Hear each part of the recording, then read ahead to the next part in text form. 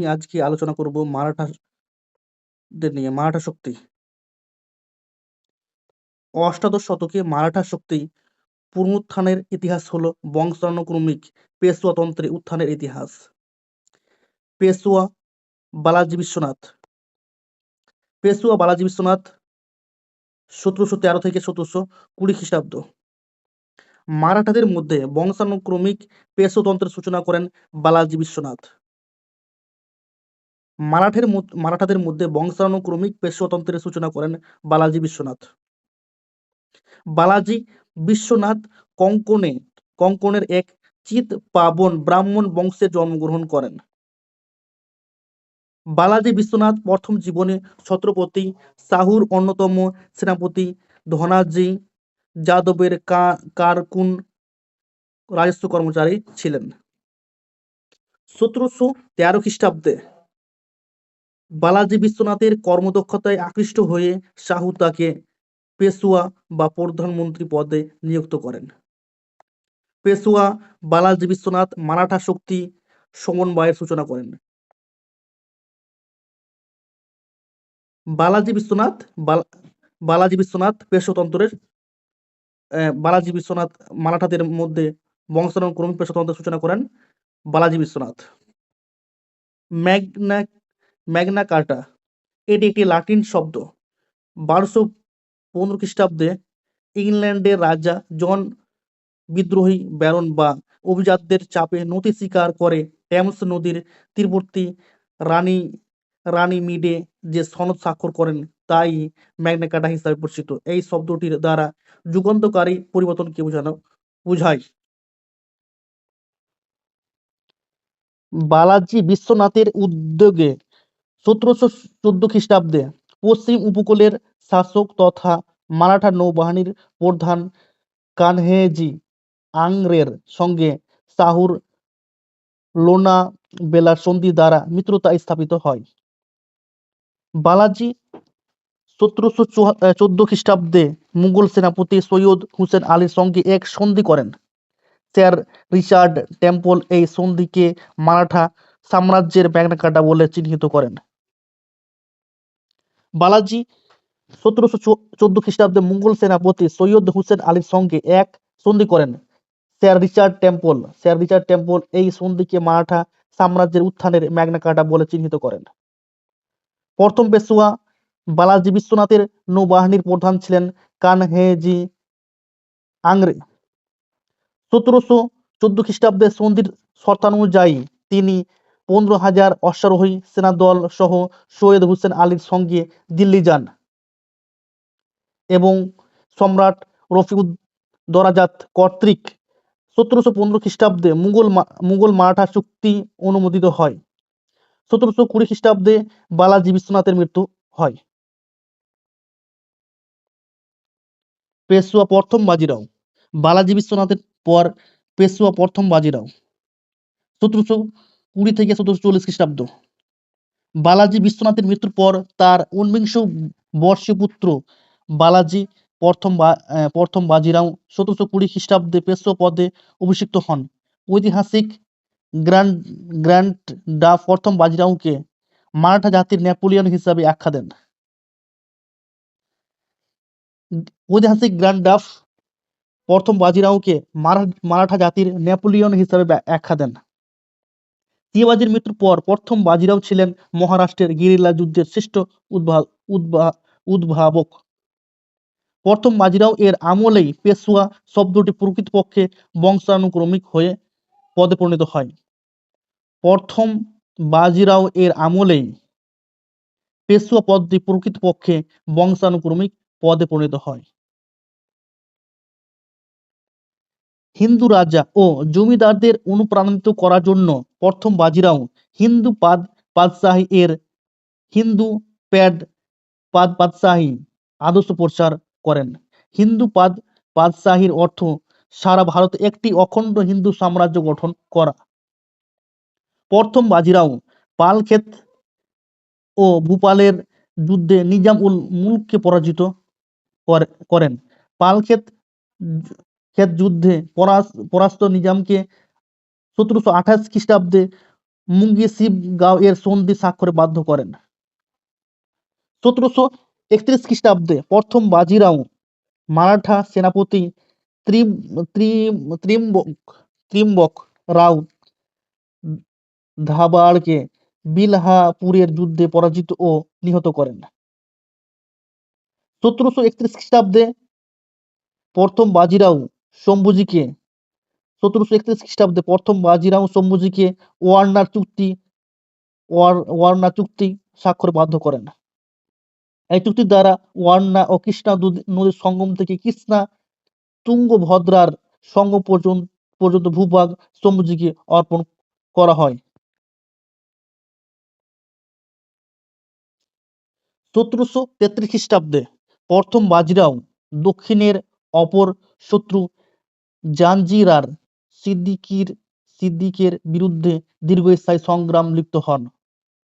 প্রথম বাজিরাও পর্তুগিজদের পরাজিত করে মহারাষ্ট্র উপকূলে গোয়া ও বেসিন অধিকার করেন।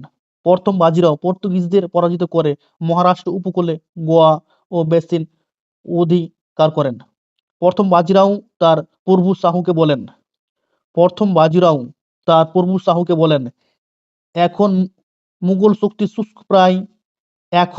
শক্তির শুষ্কপ্রায় বৃক্ষের কাণ্ডে কুরাঘাত করার সময় উপস্থিত। তাহলে শুষ্ক বৃক্ষের ডালপাতাগুলি আপনা থেকে ঝরে পড়বে। তখন মারাঠা জাতির বিজয়ী পতাকা কৃষ্ণা থেকে আটক পর্যন্ত উড্ডীন হবে। একথা বলেন প্রথম বাজিরাও তার প্রভু শাহুকে। পেশওয়া প্রথম বাজিরাও সর্বপ্রথম উত্তর ভারতের মারাঠা সাম্রাজ্য স্থাপন করবার জন্য উদ্যোগী হন এবং প্রাধান্য বিস্তার করেন। অম্বররাজ দ্বিতীয় জয়সিংহ ও বুন্দেলরাজ ছত্র সালের সঙ্গে প্রথম বাজিরাও এর মিত্রতার সম্পর্ক স্থাপিত হয়। নিজাম ভূপালের যুদ্ধে পরাজিত হয়ে প্রথম বাজিরাও এর সঙ্গে দুইরার চুক্তি 1738 খ্রিস্টাব্দে স্বাক্ষর করেন। মারাঠা প্রথম বাজিরাও এর শাসনকালে পারস্য অধিপতি নাদির শাহ ভারত আক্রমণ করেন। মারাঠা প্রথম বাজিরাও এর শাসনকালে পারস্য অধিপতি নাদির শাহ ভারত আক্রমণ করে 1739 খ্রিস্টাব্দে।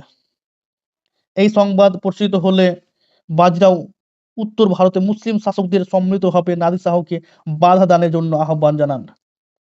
1740 খ্রিস্টাব্দে এপ্রিল মাসে বৃহত্তর মহারাষ্ট্রের জনক পেশওয়া প্রথম বাজিরাও মাত্র 42 বছর বয়সে মৃত্যুবরণ করেন। ডক্টর কালী কিঙ্কর দত্ত প্রথম বাজিরাওকে মারাঠা সাম্রাজ্যের দ্বিতীয় প্রতিষ্ঠাতা বলে আখ্যায়িত করেন। ডক্টর কালী কিঙ্কর দত্ত প্রথম বাজিরাওকে মারাঠা সাম্রাজ্যের দ্বিতীয় প্রতিষ্ঠাতা বলে আখ্যায়িত করেন।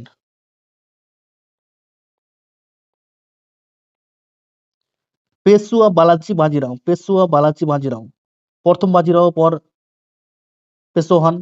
পেশওয়া বালাজি বাজিরাও 1740 থেকে 1761 খ্রিস্টাব্দ পর্যন্ত। প্রথম বাজিরাও এর মৃত্যুর পর তার 18 বছরের জ্যেষ্ঠ পুত্র দ্বিতীয় বালাজিকে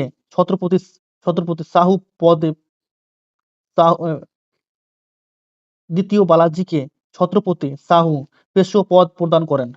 1740 প্রথম বাজিরাও এর মৃত্যুর পর তার 18 বছরের জ্যেষ্ঠ পুত্র দ্বিতীয় বালাজিকে ছত্রপতি শাহু পেশওয়া পদ প্রদান করেন। 1740 খ্রিস্টাব্দে দ্বিতীয় বালাজি নানা সাহেব এবং বালাজি বাজিরাও নামে সমধিক পরিচিত ছিলেন। প্রথম বাজিরাও হিন্দু পাদশাহী আদর্শ এবং মারাঠাদের গেরিলা যুদ্ধ ত্যাগ করেন। বালাজি বাজিরাও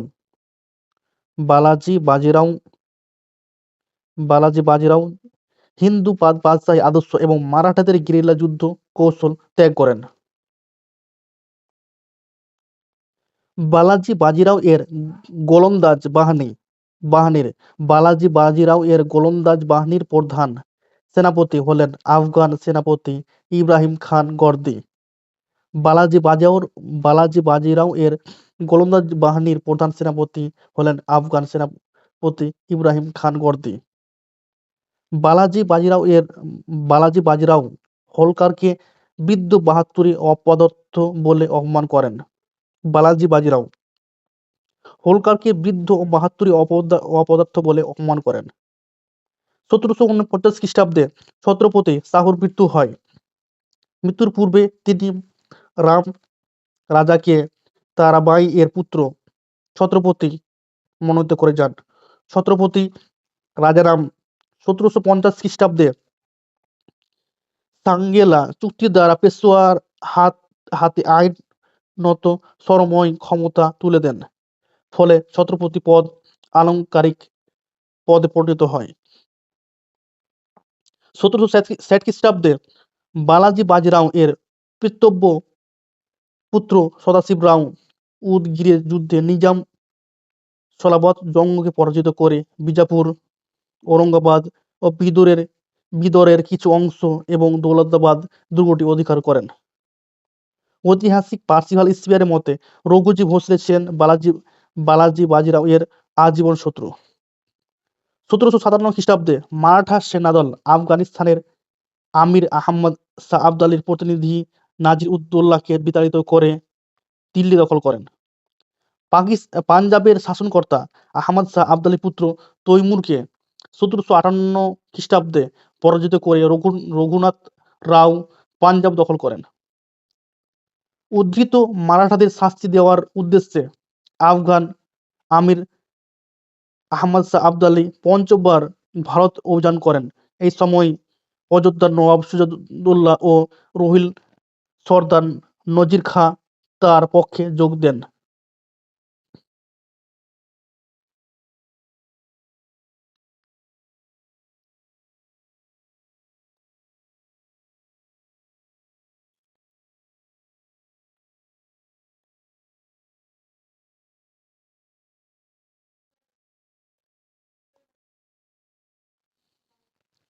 সতেরোশো 61 খ্রিস্টাব্দে 14 জানুয়ারি পানিপথের প্রান্তরে আফগান সুলতান আহমদ শাহ আবদালি ও মারাঠা পেশোয়া বালাজি বাজিরাও এর মারাঠা সৈন্যবাহিনীর মধ্যে তৃতীয় পানিপথের যুদ্ধ সংঘটিত হয়।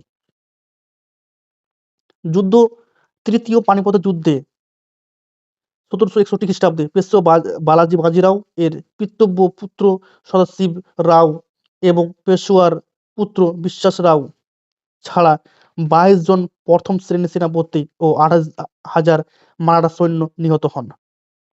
এই যুদ্ধের পরাজয়ের সংবাদ পেশোয়া বালাজি বাজিরাও পুনায় 23শে জুন 1761 খ্রিস্টাব্দে মারা যান। আচার্য যদুনাথ সরকার তৃতীয় পানিপথের যুদ্ধকে ইংল্যান্ডের ফ্লোডেন ফিল্ডের যুদ্ধের মতো একটি জাতীয় বিপর্যয় বলে অভিহিত করে বলেন, প্রায় একটি প্রজন্মের নেতা এই যুদ্ধে নিহত হয়। তৃতীয় পানিপথের যুদ্ধ। যুদ্ধের সময়কাল 1761 খ্রিস্টাব্দ 14 জানুয়ারি। প্রতিপক্ষ আহমদ শাহ আবদালির নেতৃত্বাধীন আফগান বাহিনী বিজয়ী পক্ষ। সৈন্য সংখ্যা আফগান পক্ষ এবং মারাঠা পক্ষ। আফগান পক্ষ 30,000 আফগান অশ্বারোহী ও পদাতিক সেনা এবং ভারতীয় মিত্রদের প্রেরিত 30,000 সেনা, মোট 60,000 সেনা। পেশোয়া পক্ষ পেশোয়ার 45,000 মারাঠা অশ্বারোহী,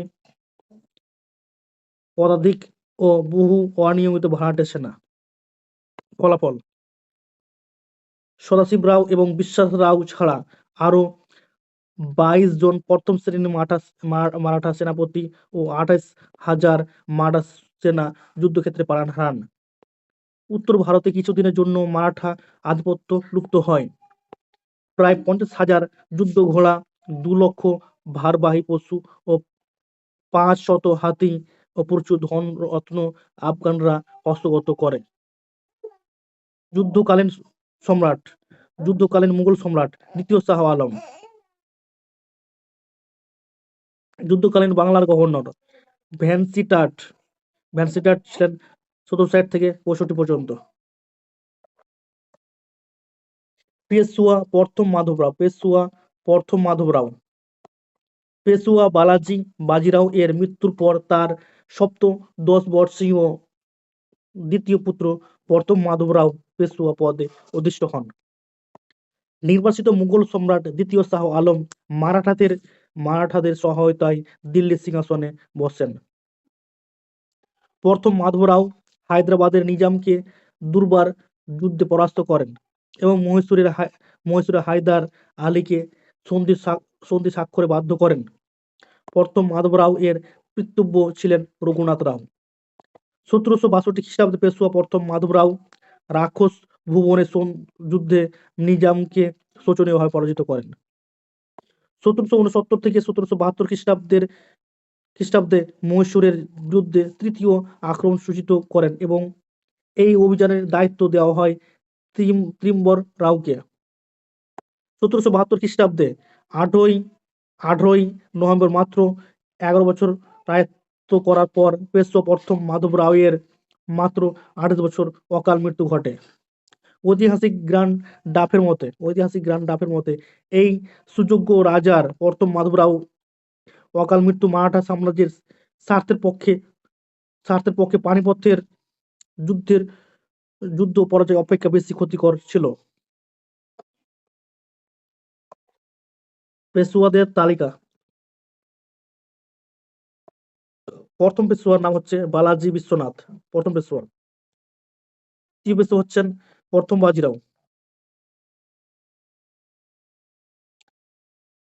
চিমনজি আপ্পা সদাশিব রাও ভাউ। বালাজি বাজিরাও তৃতীয় পেশুয়া। প্রথম মাধব রাও চতুর্থ পেশুয়া। বালাজি বিশ্বনাথ ছিলেন ১৭১০ থেকে নিয়ে ২০ পর্যন্ত এবং প্রথম বাজিরাও ছিলেন ২০ থেকে ৪০ পর্যন্ত এবং তৃতীয় পেশুয়া বাজিরাও ছিলেন ১৭৪০ থেকে ১৭৬১ পর্যন্ত। প্রথম মাধবরাও চতুর্থ পেশুয়া, সময়কাল হচ্ছে ১৭৬১ থেকে ১৭৭২ খ্রিস্টাব্দ পর্যন্ত। বিশেষ রাও হালকা কিছুদিনের জন্য হয়েছিলেন। নারায়ণ রাও পঞ্চম পেশুয়া, ১৭৭২ থেকে ১৭৭৩ খ্রিস্টাব্দ পর্যন্ত। রঘুনাথ রাও ষষ্ঠ পেশুয়া, ১৭৭৩ থেকে ১৭৭৪ পর্যন্ত। দ্বিতীয় মাধবরাও সপ্তম পেশুয়া, ১৭৭৪ থেকে ১৭৯৬ পর্যন্ত। দ্বিতীয় বাজিরাও অষ্টম পেশুয়া এবং শেষতম। অষ্টম পেশুয়া দ্বিতীয় বাজিরাও হচ্ছে অষ্টম পেশুয়া এবং শেষ পেশুয়া ১৭৯৬ থেকে ১৮০৮ পর্যন্ত। পেশুয়া নারায়ণ রাও। প্রথম মাধবরাও নিঃসন্তান থাকায় তিনি তার কনিষ্ঠ ভ্রাতা নারায়ণ রাওকে উত্তরাধিকার মনোনীত করেন। নারায়ণ রাও সিংহাসনে বসার ৯ মাসের মধ্যে তার পিতৃব্য রঘুনাথ রাও এর চক্রান্তে নিহত হন ১৭৭৩ খ্রিস্টাব্দে। মারাঠা দরবারে সভা পণ্ডিত রামশ্রী ও মারাঠা জনমত নারায়ণ রায়ের হত্যাকাণ্ডের জন্য রঘুনাথ রাও ও রাঘবাকে দায়ী করেন। নারায়ণ রাও এর বিধবা পত্নী ছিলেন গঙ্গাবাই। পেশুয়া রঘুনাথ রাও ১৭৭৩ থেকে ১৭৭৪ পর্যন্ত। নারায়ণ রাওকে হত্যা করে পিতৃব্য রঘুনাথ রাও পেশুয়া বংশে অন্য কোনো উত্তরাধিকার না থাকায় নিজেকে পেশুয়া বলে ঘোষণা করেন। রঘুনাথ রাও রাঘবা নামে পরিচিত ছিলেন। নানা ফড়নবিস, সখারাম বাবু ও অন্যান্য মারাঠা নেতৃত্বমণ্ডলী রঘুনাথ রাওকে পুনা থেকে বিতাড়িত করে শিশুসন্তান মাধব রাও নারায়ণ তৃতীয় মাধব রাওকে পেশুয়া বলে ঘোষণা করেন। মারাঠা নেতা নানা ফড়নবিসের নেতৃত্বে মহাদজি সিন্ধিয়া, বাপু সাখারাম প্রমুখ ১২ জন সর্দার ১২ ভাই সমিতি নামক রাজ পরিষদ স্থাপন করে নতুন পেশুয়াকে রক্ষা করেন। মারাঠা নেতা নানা ফড়নবিসের নেতৃত্বে মহাদজি সিন্ধিয়া, বাপু সখারাম প্রমুখ 12 জন সর্দার 12 ভাই সমিতি নামক রাজ পরিষদ রিজেন্সি কাউন্সিল স্থাপন করে নতুন পেশোয়াকে রক্ষা করেন। হীনমন্য রঘুনাথ নিজ পদ রক্ষার জন্য শেষ পর্যন্ত ইংরেজদের শরণাপন্ন হন। পুনার ইংরেজ প্রতিনিধি ক্যাপ্টেন মস্টিনের পরামর্শক্রমে ইংরেজদের বোম্বাই কর্তৃপক্ষের সঙ্গে 1775 খ্রিস্টাব্দে রঘুনাথ রাও সুরাট সন্ধি স্বাক্ষর করেন। এই সন্ধির অনুসারে এই সন্ধি অনুসারে রঘুনাথ পেশোয়া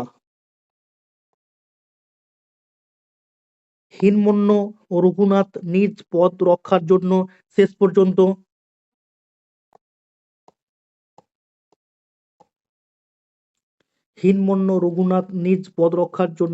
শেষ পর্যন্ত ইংরেজদের শরণাপন্ন হন। পুনার ইংরেজ প্রতিনিধি ক্যাপ্টেন মস্টিনের পরামর্শক্রমে ইংরেজদের বোম্বাই কর্তৃপক্ষের সঙ্গে 1775 খ্রিস্টাব্দে রঘুনাথ রাও সুরাট সন্ধি স্বাক্ষর করেন। এই সন্ধি অনুসারে রঘুনাথ পেশোয়া পদ লাভের বিনিময়ে ইংরেজ কোম্পানি বোম্বে সরকারকে গুজরাটের বিস্তীর্ণ অঞ্চল সল্টলেক বেসিন দিয়ে দেন এবং কোম্পানিকে মাসিক 1,50,000 টাকা দিতে স্বীকৃত হন। ঐতিহাসিক গ্র্যান্ড ডাফ-এর মতে সুরাট চুক্তির অনিবার্য পরিণতি ছিল প্রথম ইঙ্গ-মারাঠা যুদ্ধ। আরাসের যুদ্ধে 1775 খ্রিস্টাব্দে মে মাস রঘুনাথ রাও ও ইংরেজ সেনাপতি কিটিং এর সম্মিলিত বাহিনীর কাছে পুনরায় মারাঠা বাহিনী পরাস্ত হয়। পেশোয়া মাধবরাও সহ বাকি মারাঠা পুরন্দর দুর্গে আশ্রয় নেন। ইংরেজরা রঘুনাথকে পেশোয়া বলে ঘোষণা করে। ওয়ারেন হেস্টিংস এর পক্ষে কর্নেল আপটনের সঙ্গে পুনার 12 ভাই সমিতির পুরন্দরের সন্ধি 1776 খ্রিস্টাব্দে মার্চ মাসে স্বাক্ষরিত হলে সুরাট সন্ধি বাতিল বলে গণ্য হয় এবং ইংরেজরা রঘুনাথের পক্ষ ত্যাগ করে ও কোম্পানি দ্বিতীয় মাধবরাওকে পেশোয়া বলে স্বীকৃতি দেয়। কিন্তু প্রথম ইঙ্গ-মারাঠা যুদ্ধ শুরু হলে লন্ডনের কোর্ট অফ ডাইরেক্টরস পুরন্দর সন্ধি নাকচ করে সুরাটের সন্ধিকে অনুমোদন দিলে ওয়ারেন হেস্টিংস মাধব রাওয়ের পক্ষ ত্যাগ করে রঘুনাথ রাওয়ের পক্ষ নেন। পেশোয়া মাধবরাও নারায়ণ বা দ্বিতীয় মাধবরাও 1774 থেকে 1796 খ্রিস্টাব্দ পর্যন্ত। 1774 খ্রিস্টাব্দে নানা ফড়নবিশের নেতৃত্বাধীন মারাঠা নেতৃমণ্ডলী রঘুনাথকে সরিয়ে নাবালক শিশুপুত্র দ্বিতীয় মাধব রাওকে পেশোয়া পদে প্রতিষ্ঠিত করেন। নাবালক দ্বিতীয় মাধব রাওয়ের অভিভাবক হয়ে নানা ফড়নবিশ রাজ্য শাসন করতেন।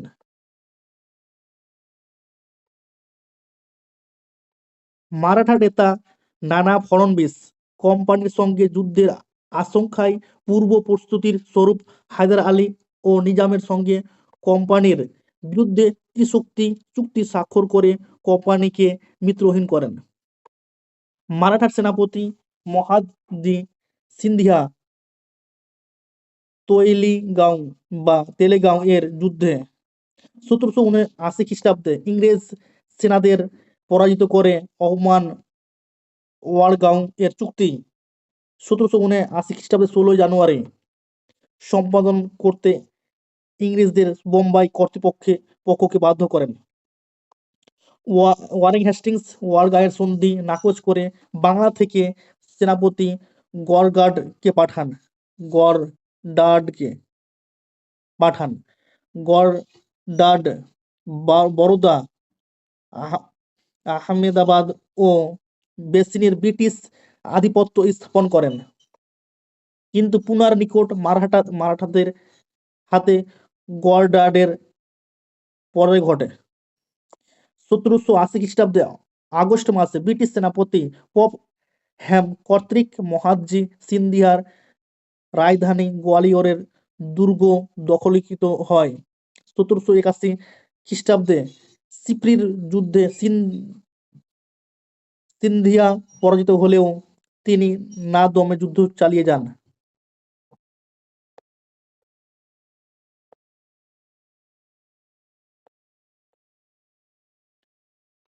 মহাদজি সিন্ধিয়ার মধ্যস্থতায় 1782 খ্রিস্টাব্দে 17 মে ইংরেজ ওয়ারেন হেস্টিংস ও মারাঠা পেশোয়ার নানা ফড়নবিস মধ্যে সলবাইয়ের সন্ধি স্বাক্ষরিত হয় এবং উভয় পক্ষের মধ্যে শান্তি স্থাপিত হয়।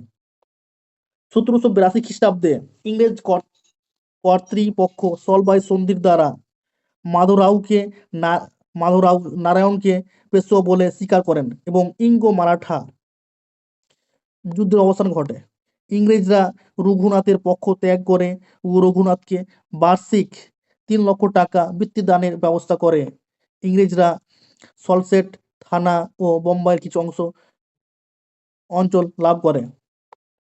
সলবাই সন্ধির গুরুত্ব প্রসঙ্গে ঐতিহাসিক সরদেশাই বলেন, এই সন্ধি সলবাইয়ের ভারতের রাজনৈতিক ইতিহাসে একটি গুরুত্বপূর্ণ সন্ধিক্ষণ রচনা। 1795 খ্রিস্টাব্দে দ্বিতীয় মাধবরাও আত্মহত্যা করেন। নানা ফড়নবিসের কঠোর নিয়ন্ত্রণে এই জন্য দায়ী বলে অনেকে মনে করেন। পেশোয়া মাধবরাও নারায়ণ ছিলেন পদের অযোগ্য, তাই সেই সময় মহারাষ্ট্রের রাজনৈতিক আকাশ যে 3 জন উজ্জ্বল নক্ষত্রের আবির্ভাব ঘটেছিল তারা হলেন রানী অহল্যাবাই, মহাদজি সিন্ধিয়া ও নানা ফড়নবিস। রানী অহল্যাবাই মারাঠা নেতা মনোহর রাও হোলকারের পুত্রবধূ ছিলেন রানী অহল্যাবাই। প্রথমে স্বামী খণ্ডের রাও ও পরবর্তী সময়ে শ্বশুর মনোহর রাওয়ের মৃত্যুর পর অহল্যার পুত্র মাল্লে রাওকে তিনি শাসন ক্ষমতায় অধিষ্ঠিত করেন। মাল্লে রাও অযোগ্য হওয়ায় অহল্যাবাই স্বয়ং শাসন ক্ষমতা পরিচালনা করতে শুরু করেন। অহল্যাবাই তুজোকি হোলকার নামক জৈনিক যোদ্ধাকে তার রাজ্যের প্রধান সেনাপতি নিয়োগ করেন। অহল্যাবাই এর শাসনকালে হোলকার রাজ্যের রাজধানী ইন্দোরে প্রভূত উন্নতি হয়। 1795 খ্রিস্টাব্দের 70 বছর বয়সে রানী অহল্যাবাই এর মৃত্যু হয়। মহাদজি সিন্ধিয়া মারাঠা নেতা রণজি সিন্ধিয়ার অবৈধ সন্তান ছিলেন মহাদজি সিন্ধিয়া। তিনি পেশোয়া প্রথম বাজিরাওয়ের বিশ্বস্ত অনুচর ছিলেন। মহাদজি সিন্ধিয়া ছিলেন দক্ষ সমরনায়ক, উদ্যোগী, রাজনীতিবিদ ও সাহসী বীর দেশপ্রেমিক। 1771 খ্রিস্টাব্দে তৃতীয় পানিপথের যুদ্ধে বীরত্বের সঙ্গে লড়াই করেও সিন্ধিয়া শেষ পর্যন্ত আহত হন। 1771 খ্রিস্টাব্দে দ্বিতীয় শাহ আলমকে তিনি দিল্লির সম্রাট পদে অভিষিক্ত করেন। কৃতজ্ঞতা স্বরূপ মহাদজিকে শাহ আলম মুতালক উপাধি দেন। মহাদজির মধ্যস্থতায় 1782 খ্রিস্টাব্দে ইংরেজ ও মারাঠাদের মধ্যে সলবাই সন্ধি স্বাক্ষরিত হয়। দত্তাজি সিন্ধিয়ার মৃত্যুর পর মহাদজি সিন্ধিয়া গোয়ালিয়রের রাজ্যের নেতৃত্ব পেয়েছিলেন। 1792 খ্রিস্টাব্দে লাখেরির যুদ্ধে মহাদজি সিন্ধিয়া হোলকারকে পরাজিত করেন। মহাদজি সেনাবাহিনীকে প্রশিক্ষিত করার জন্য ও আধুনিক যুদ্ধবিদ্যা রূপযুক্ত করার জন্য পের প্রমুখ ফরাসি প্রশিক্ষণ নিয়োগ করেন। 1794 খ্রিস্টাব্দে মহাদজি সিন্ধিয়ার জীবনাশ হয়। ঐতিহাসিক মেলেনসনের মতে মহারাষ্ট্রের শেষ শ্রেষ্ঠতম বীরের মৃত্যুতে উত্তর ভারতের মারাঠা আধিপত্য প্রসারের সম্ভাবনা শেষ হয়ে যায়।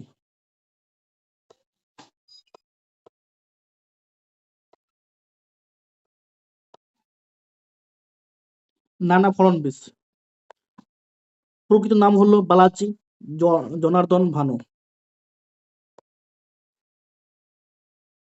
এই চিৎ পাবন বংশীয় মারাঠি ব্রাহ্মণ ইতিহাসে নানা ফড়নবিস নামে সমধিক পরিচিত। নানা ফড়নবিস কূটনীতির জন্য বিখ্যাত ছিলেন, তাই তাকে মারাঠা ম্যাকিয়াভেলি অভিধায় ভূষিত করা হয়। 1761 খ্রিস্টাব্দে প্রথম মাধবরাও পেশওয়া হলে নানা ফড়নবিস তার হিসাবরক্ষক হন। 1774 খ্রিস্টাব্দে নামলক দ্বিতীয় মাধব রায়ের মন্ত্রী ও পেশওয়ার অভিভাবক রূপে রাজকার্যে নির্বাহ করেন নানা ফড়নবিস। 1784 খ্রিস্টাব্দে তিনি টিপু সুলতানের বিরুদ্ধে যুদ্ধ করে হিরিত ভূখণ্ড পুনরুদ্ধার করেন। 1787 খ্রিস্টাব্দে গগেন্দ্রগড়ের সন্ধির দ্বারা টিপুর কাছ থেকে পেশওয়া বাদামি, কিট্টুর ও নারগুন্ড ফেরত সহ 48 লক্ষ টাকা পান। 1795 খ্রিস্টাব্দে নানা ফড়নবিস হায়দ্রাবাদের নিজামের বিরুদ্ধে খড়দার যুদ্ধে জয়লাভ করেন। 1800 খ্রিস্টাব্দে নানা ফড়নবিসের মৃত্যুর সঙ্গে সঙ্গেই মারাঠা রাজ্যের ঐক্য বিনষ্ট হয়। ঐতিহাসিক গ্র্যান্ড ডাফের মতে নানা ছিলেন মহারাষ্ট্রের শেষ প্রতিভাবান নেতা। পুনার ইংরেজ রেসিডেন্ট কর্নেল পামারের মতে তার বিদায়ের সঙ্গে সঙ্গে মারাঠা রাজ্য থেকে ন্যায়বিচার ও সহনশীলতা অন্তর্নিহিত হয়। পেশওয়া দ্বিতীয় বাজিরাও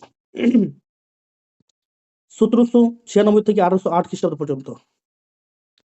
দ্বিতীয় বাজিরাও ছিলেন অষ্টম অর্থাৎ শেষ মারাঠা পেশওয়া। 1795 খ্রিস্টাব্দে পেশওয়া দ্বিতীয় মাধবরাও আত্মহত্যা করেন।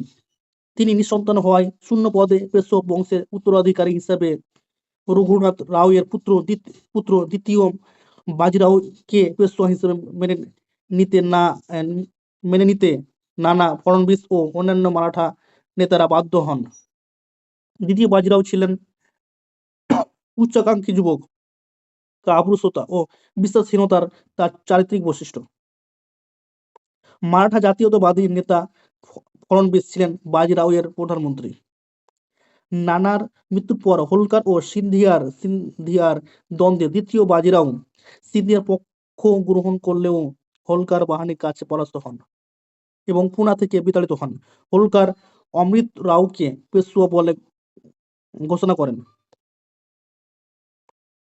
দ্বিতীয় বাজিরাও ইংরেজদের সাহায্যে পেশওয়া পদ পুনরুদ্ধারের আশায় 1802 খ্রিস্টাব্দে 31শে ডিসেম্বর প্রেসিডেন্ট সন্ধি স্বাক্ষর করে লর্ড ওয়েলেসলির অধীনতামূলক মিত্রতা নীতি মেনে নেন। তৃতীয় বাজিরাও এর মন্ত্রী ত্রিম্বকজি ডিকলে ছিলেন জাতীয়তাবাদী ইংরেজ বিদেশী মন্ত্রী। ঐতিহাসিক এডওয়ার্ডসের মতে এই চুক্তির দ্বারা ভারতীয় ব্রিটিশ সাম্রাজ্যে পরিণত হয়েছিল। সিন্ধিয়া ও ভোসলে বেসিন সন্ধির বিরোধিতা করে যুদ্ধ প্রস্তুতি গ্রহণ করলে দ্বিতীয় বাজিরাও ও নিজ ভুল বুঝতে পেরে ইংরেজদের বিরুদ্ধে অস্ত্র ধারণ করেন। ফলে দ্বিতীয় ইঙ্গো মারাঠা যুদ্ধ সূচনা হয়।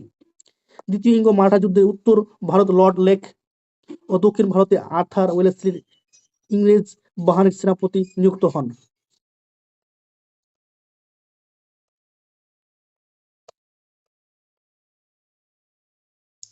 পেশওয়া দ্বিতীয় বাজিরাও কিরকি, কোরগাঁও ও ওয়াস্তি যুদ্ধে পরাজিত হয়ে ইংরেজ সেনাধ্যক্ষ স্যার জন ম্যালকমের নিকট আত্মসমর্পণ করেন।